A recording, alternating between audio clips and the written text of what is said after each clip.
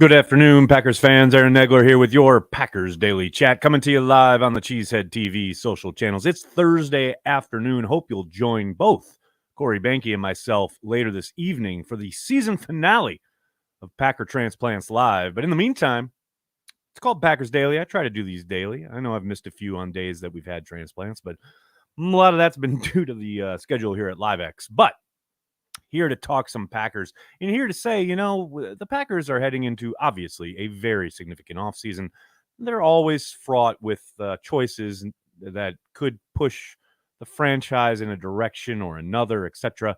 But we all know this is a very, very tenuous moment between what they want to do with Aaron Rodgers, where they want to go with Jordan Love, the fact that Mark Murphy getting towards the end of his tenure and the mandated retirement age of 70. He's only a few years out. So what they do this offseason at the quarterback position probably reflects pretty strongly on Murphy on his way out the door.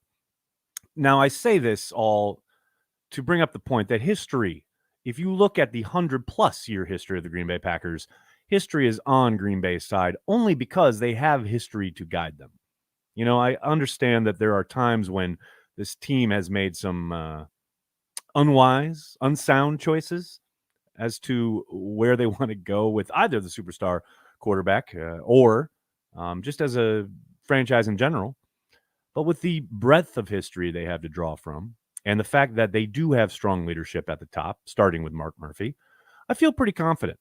I feel pretty good that the long-term kind of lens will be trained on this decision. And I understand that there are reasons to want to bring Aaron Rodgers back. There were last year for sure. There are this year as well. But I think most people would agree that this feels like the right time. Now, obviously, feelings can't play a major role when you're making not only a decision as to how to build your roster, but certainly your expenditures, what you're paying out. Rodgers is going to be owed a whole lot of money if he comes back. These are all things that are going to be part of the conversation, but I feel pretty strongly that the Packers will make the right choice only because they have a lot of history to draw from. And the fact that it's not going to be, say, the board making the decision, the executive board, the executive committee, or the board of directors are not going to be involved in this decision. In the history of the Green Bay Packers, that has not exactly always been the case. So history is on the Packers' side here, mostly because it will inform their decision-making, in my eyes. Good to see everybody in the comments section. Hello, TKM is at his post. That's always good. Morning from Melbourne, Australia. What's up, Sam? How are you, buddy? Oz is here. What's up, Oz? How are you? Is this chat declassified or classified? None of them are classified, sir. They're all very public. What up, Nags? Need Goot and Ball to get that coaxium refined to boost this team back into the playoffs. # solo. Yeah, that was a tweet I put out there from a chart that I had found about teams and their relative kind of cap health. And the Packers were the team closest to the quadrant were definitely in the quadrant, but they were the closest to the words cap hell. And I said, all I see is the Falcon escaping the maw and getting ready to hit light speed. So, I mean, obviously, the Packers have kicked that can, and they did so for the last 2 or 3 years, trying to win another championship with Aaron Rodgers. But again, as I was saying, with history being what it is, I think the Packers are about to pull out of all that. Now, I'm not going to sit here and say they're ready to hit hyperspace and win a Super Bowl with, say, Jordan Love at quarterback next year, but I think they're ready to kind of set themselves on a new path. Callum, how are you, man? It's good to see you. It's funny you ask about Chelsea. I just tweeted. Chelsea doing their best to make the Packers season look like a raging success. Chelsea's hard to watch, man. Very hard to watch. Good day from London. Good day from New York City. Hope you're doing well.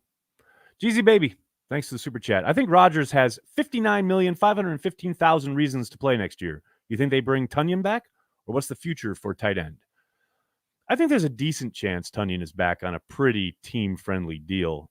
It's no question that he improved greatly as far as what he looked like on the field, his production, The last like 3 games or so really started to seem and look like the Bobby Tunyon of old, the pre-injury Tunyon. That said, it doesn't have a ton of production that's going to probably garner huge interest out in the market. I think the Packers will probably let him hit free agency, although who knows? We could see them re-sign him prior to the start of the new league year. But I think they probably let him go out there and see what the market is, letting him know, hey, if you don't like what you see out there, come on back on a team-friendly rate, obviously. Tyler, thanks to the super chat. Badger discourse going to drive Corey insane this offseason. Here's to hoping both Wisconsin teams are contending this fall. Luke Fickell got me hyped. I saw they had a big commit today, didn't they? I don't know anything other than that because I don't really follow. But I know Twitter was all a Twitter with some kind of commit. So, hey, shout out Luke Fickell. That's awesome. And you're right. It is 1,000% going to drive Corey insane. Oh, Lear asks on Facebook, any upcoming transplants finale scheduled? Why, yes, sir. If you look on my page right there on Facebook, you'll see we'll be kicking off the finale tonight at 6 p.m. Eastern, 5 p.m. Lambeau time. So join us right on the YouTube page. We will undoubtedly have things to say about all of it. Oh, New York Cheesehead, that's adorable. Bring Rodgers back and start Love. Could you imagine? Could you imagine? Lord, that's amazing. Could I see them trying to trade for Waller again? I mean, they keep trying. So maybe. You know? I doubt it, but you never know. Never say never.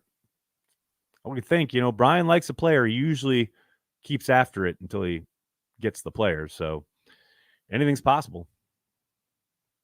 Todd asks, does Crosby retire? My hunch is yes, but that's all it is a hunch. My total guesswork here, but I think he retires. Yes. We'll find out probably here in the upcoming weeks. Too old for this. Thanks to the super chat. If Rodgers does leave, does he have to sell his ownership of the Bears, or does it pass down to Jordan Love based on merit? I do not believe those ownership stakes are transferable. Jordan Love will have to get in on his own. Packer Josh, thanks to the super chat. Seen talking how the Packers are a one-win team with Love at quarterback. If that's the case, when we get a new QB in the draft, Rodgers can't play forever. Yeah, you can safely ignore anyone says they're a one-win team with Love at QB. I mean, they're certainly going to be a very different team with Jordan Love at QB. There's no question about that. But yeah, one win is definitely a little ridiculous. But yes, if they start Love and he's terrible, yes, there's every chance that they are in position then to draft a new quarterback. What else we got here? How do you think A.J. Dillon did this year? I feel like he didn't take the step that we all wanted. Tim, I agree. I think he fits into this really unfortunate narrative with a lot of guys across the roster, most of them actually on the defensive side of the ball, but Dillon was definitely one of them on the offensive side of guys who we've seen play at a much higher level that didn't really reach that standard in 2022. Whether you're talking about AJ, whether you're talking about Devondre Campbell, certainly Rasul Douglas at the early part of the year. I think you can point to a number of different guys who really didn't take the step that was anticipated, especially for the younger players. You talk about AJ, you really thought he was about to kind of explode onto the scene, and that never really materialized. Now, I've talked about it here and on Watch Party. I think some of that is the way they've utilized him, but I will say there were certainly a number of occasions where he had opportunities that he didn't take full advantage of. There were a number of times when he had very similar, types of carries or styles of, check down throws or what have you that he just did not make the most of in the way that he had in years previous. So I don't know what that's about. I think, again, not just for AJ, but for any number of guys on this roster who, for whatever reason, did not take the steps that were kind of expected of them. Maybe that's hard look in the mirror time. Maybe that's a look for the coaching staff, how they're being utilized. But certainly any number of guys, including AJ, are going to have to, step it up next year and get back to that standard. Because here's the other thing. I don't think AJ lost it or doesn't, can't do it. We've seen him do it a couple years in a row. This year, though, certainly a down year for AJ. No question about it. Oh, I love it when Vikings fans come in here. Beating the Vikings was your Super Bowl. No. The real Super Bowls were our Super Bowls. We've won 4 of them and 14 championships, if you want to use an asterisk, 13 by the book. That's not anything you know about, of course. That empty trophy case there at the Bird Killer Stadium. So it's cool, man. It's cool that you think that was our Super Bowl. It was a great game. I enjoyed it, but certainly nothing close to a Super Bowl. I've seen my team, with my own eyes, win 2 Super Bowls. Again, not anything that you would be familiar with. So I understand. I get it. I get the confusion. Cheeto, thanks for the super chat. The end of the season is so depressing. I should probably get back to those house projects I put on hold. Looking forward to Cheesehead TV next season. Well, man, I understand. Sometimes it's best if you just step away. Some of us can't help it, and we just keep talking Packers throughout the offseason, regardless of what's going on and how depressing the end of the season is, which, yeah, it was. But look, I mean, if you want to get real about it, because I was asked about it on the radio this morning. Look, in the pantheon of heartbreaking ends to a Packers season, this one doesn't even register, really. I mean, seriously. Yeah, they went 8-9. Yeah, it's a disappointing end, but yeah, they reverted to the form that we'd seen them play at pretty much first half of the season. Yes, they went on this run and we got excited, but it wasn't really that shocking to see them lose that game. That's nowhere near as painful or as hurtful as some of the NFC Championship game losses. Obviously, the number one will always be 2014, but losing in the Super Bowl to the Broncos, there are a number of games that I can point to that hurt exponentially more than the end of this season. So, and I understand it doesn't help it, doesn't make it easier, but yeah, in the pantheon of pain, this doesn't even really register. TKM, thanks for the super chat. Spidey senses have me worried. Jordan Love will be traded for another quarterback, Carr, plus a first, possibly more. Too many teams need a QB. Thanks, Nags. Pappies. I can't imagine that's the route the Packers go, for no other reason than they're not going to trade for Carr's contract. But they invested 3 years in Jordan Love. I can't fathom them turning around and then trading him away just as he's ready to start playing. I just don't see it. Now, of course, Nagler's never right, so we'll see. Devontae, he's on this tip. Thanks for the super chat. Love trade to another team equals villain origin story. I don't think you're alone there, man. I know. I feel you. Some of us just live Packers year-round. Sandy, you understand. We're right here. I get it. Do I think the Lions game saved Savage? Played well, but I'm on the fence. Oh, Nick, I don't think, saved or not, he's not going anywhere. They picked up his 5th-year option. I can't imagine they're just going to turn around and cut him, even if they did have to kind of reduce his playing time, i.e. bench him at some point this year. I think the last kind of month helped him out exponentially when they had to start kind of playing him a little bit more. That nickel role, he looked much better. There were still things, times he was taken advantage of, etc. But yeah, for the most part, I thought he found a spot, found a role, probably one much more suited to his ability. That nickel near the slot, near the line of scrimmage, seemed much more comfortable down there. We'll see what they do, coming out the gate next season. I'm sure they'll experiment with stuff throughout the offseason and then in training camp. But yeah, I don't think he needed saving. I think he was going to be here next year regardless. But certainly you got to feel a bit more confident about his ability and how he fits, given that, yeah, he played much better down the stretch. And certainly that last game was probably his best game of the year. Robert, thanks for the super chat. Hey, Nags, what are the positives and negatives of 12 either staying or going? Whoo, baby. Man, I don't know. It's a bit of a list. But positives are that you get a chance to kind of right the wrong, so to speak, of this season, post-Devontae world. You've got a year under your belt with Dobbs, Watson, and company. You can make whatever adjustments you need to make that make him comfortable in the red zone. The negatives are you probably waste your first round pick on Jordan Love and the development of Jordan Love that you've put time and energy into for the last 3 years. And that if he starts next year, it's 4th year.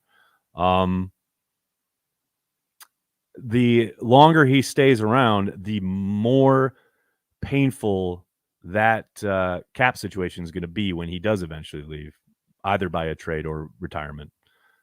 This season, it's not pretty, but it's manageable.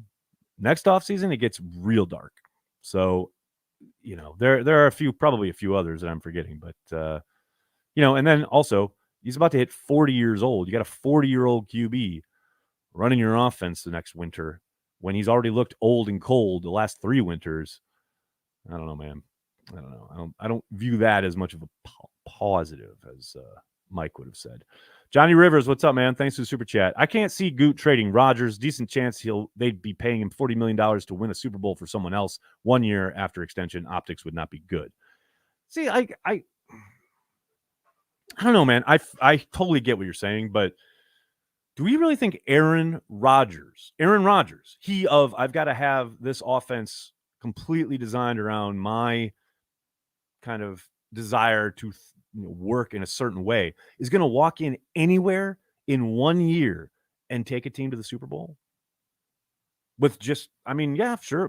Maybe someone's loaded with weapons and lets him completely direct the offense. But are those wide receivers going to be on the same page with him instantly within that first season, the way he demands them to be? I don't know, man. Maybe you prove us all wrong. 40-year-old Aaron Rodgers going out on top, guns a-blazing. It'd be crazy. It'd be a great story, but I don't know, man. I just have a hard time imagining that scenario. But maybe the Packers don't. Thoughts on the direction of the first-round pick of the NFL draft? I see them picking a good player. I don't know, man. It's way too early for draft talk. Come at me in a week or 2 or at the combine. But, needs are obvious. I think safety is a need yet again.